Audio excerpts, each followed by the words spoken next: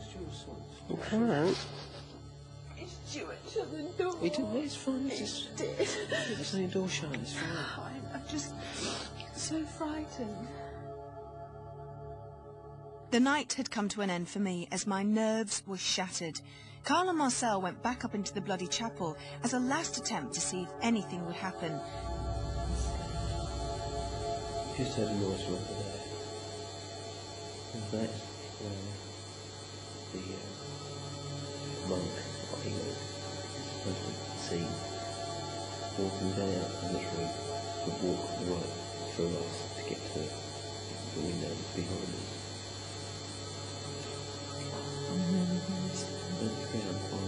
But Marcel's nerves were all that showed on camera. Lep still contained one area that we had yet to visit. We had gone to the top of the castle. Now it was time to visit its depths. This is another part we're splitting off. I'm with Rick, and we're going down into the cellar. Now, apparently has like a labyrinth underneath the castle, so we might not see you again. Oh, now Rick, we have been down here for what? 10 seconds.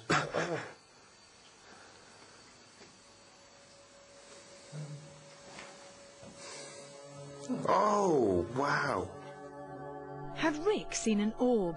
If so, it was extremely clear.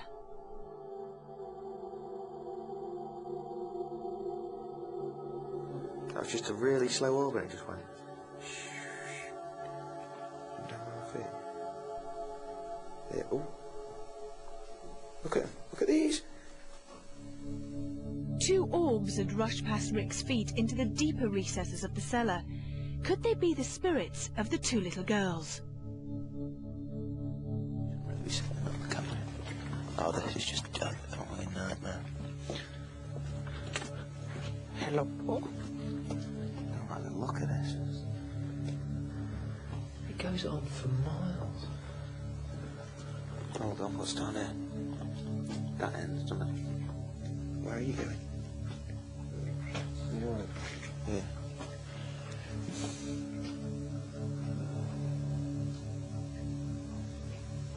Orb. Once again, Carl and Rick had caught 2 orbs on camera. Were these the little girls, sisters Charlotte and Emily? We would never know.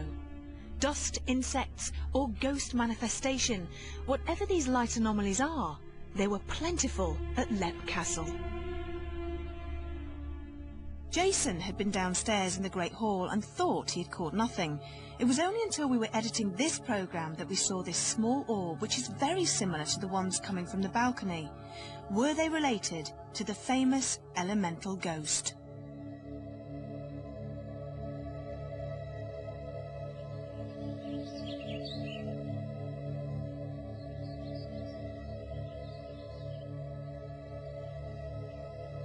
When Sean shouted out, I just immediately got the feeling that what I was actually talking about, he was recognising in one manner or another.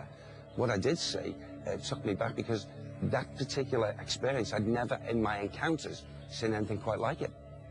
Well, all the crew knew where they were coming. I told them in advance that this is probably the most haunted castle in Europe. It certainly has a reputation. So their expectations of phenomena and experiences here were enormous. And therefore the auto-suggestion when they're coming here talking about the ghost stories before Derek arrived, again, enormous. And therefore they really probably consider that they've had a very disappointing night. I, on the other hand, had extremely low expectations because in most places I go, very little or nothing happens at all that you can't explain. But this impressed me because we had a lot of different events. Now, I'm not saying all paranormal, we had lots of inexplicable occurrences, in particular the electromagnetic field fluctuation. Rick had a whisper in his ear, my batteries on my camera going dead, which incidentally an hour later worked absolutely fine for the duration of the night. It all happened at the same time, and that's more interesting than one single uncorroborated event experienced by one person. This experienced by lots of people in the same place at the same time. In actual fact, I was drinking a cold drink from a can, and standing by the fire and just in general conversation with everyone, and then suddenly whack across my hand, knocked the can out of my hand, and I thought, how uncouth, how nasty. So I had to find out who it was, and then later we did encounter the spirit person. Having been to Lep Castle, a place where I've wanted to come since I was about 14 years old, having read about it in ghost story books back then, I'm very impressed by it, and I've really enjoyed myself here. Now, whether I believe in ghosts or not, I don't think I do, but I do believe odd things happen. And as I was sitting in the Great Hall last night, thinking about the paranormal generally, a saying came to mind, which is a very famous saying, which is that there are more things in this heaven and earth than we can possibly imagine in our philosophy. And I think I probably agree with that to some extent, having been here. Well, initially, I saw quite a tall lady, quite a slim, tall lady, in a very, very, very vivid, free-flowing gown, a red gown, and, you know, very pretty featured. And then suddenly, not the body, but the face changed to this, well, the only thing way I can describe it is quite an ugly form of, well, non-human face. This encounter, this sort of experience, was the first of its kind for me. And then it just, well, it made me feel as if I really wanted to get up there and get stuck in and find out exactly what I'd been seeing. You've got so many good, lovely spirits that they know the slight negative and they say, we keep that in place.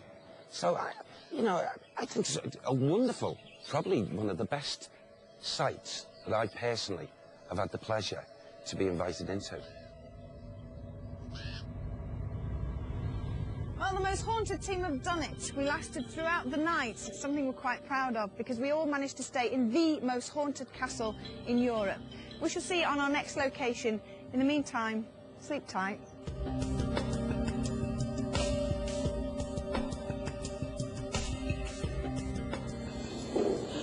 Still, that's all. It's just still. I'd do a seance. Why not? Because I'm scared. We've just done an hour in the upstairs bit. Very yourself? Yeah, very. Good. Let's go downstairs.